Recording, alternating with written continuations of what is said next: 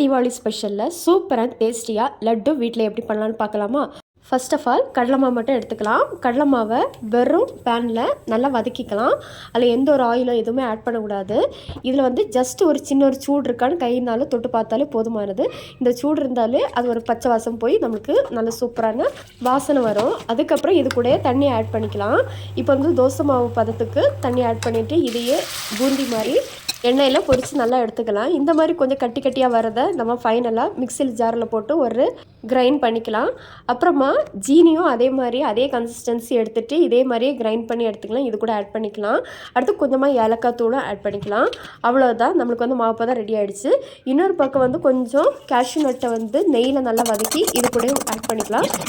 இப்போ லட்டு உருட்டுறதுக்கான டைம் வந்துச்சு. ஒரு பட்டர் ஷீட்டு விரிச்சிக்கலாம். அதுக்கு மேலேயே லட்டு உருட்டிக்கலாம். டேஸ்டியான லட்டு ரெடி ஆகிடுச்சு. வீட்டில் ட்ரை பண்ணிவிட்டு கமெண்ட் பின் பண்ணுங்கள். தேங்க்ஸ் ஃபார் வாட்சிங். டாட்டா பாய்.